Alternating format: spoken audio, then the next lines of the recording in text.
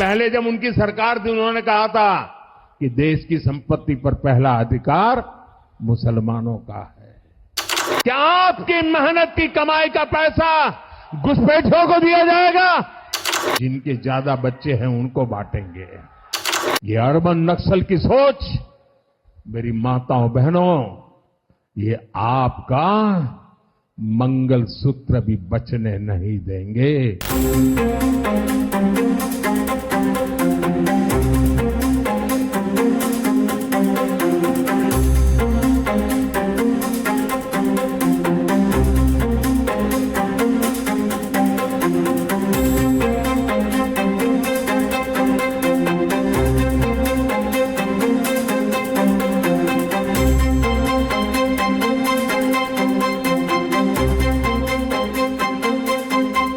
अब देश को हिंदू मुसलमान के नाम पर आप झूठ परोस कर बांट रहे हैं।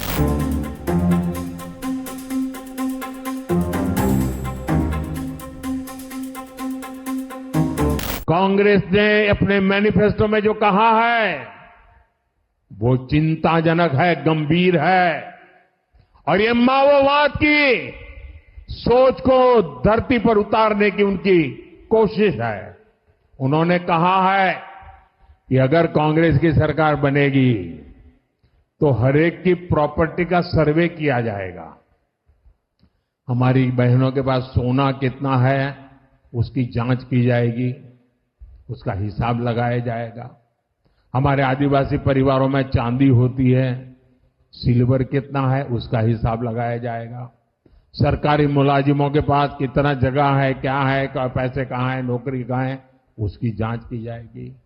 इतना ही नहीं, आगे क्या कहा है, ये जो गोल्ड है बहनों का और जो संपत्ति है ये सबको समान रूप से वितरित कर दी जाएगी।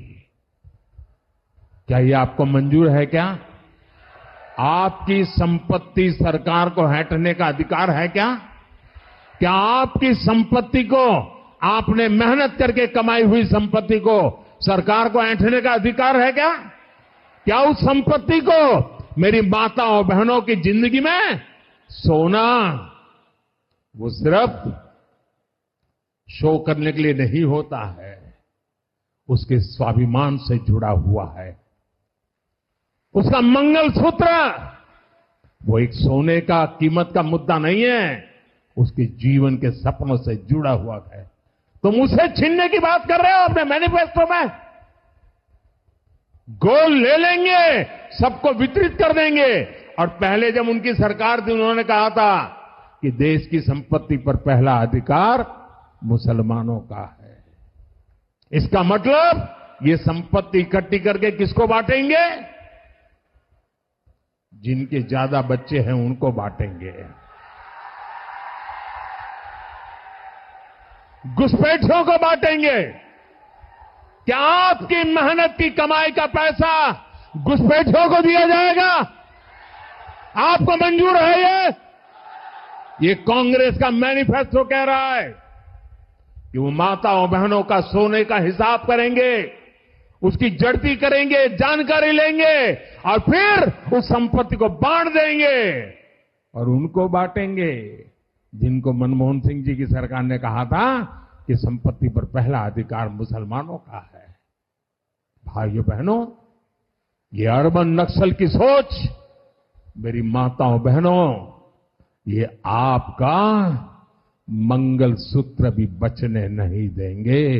यहां तक जाएंगे मैं कहने।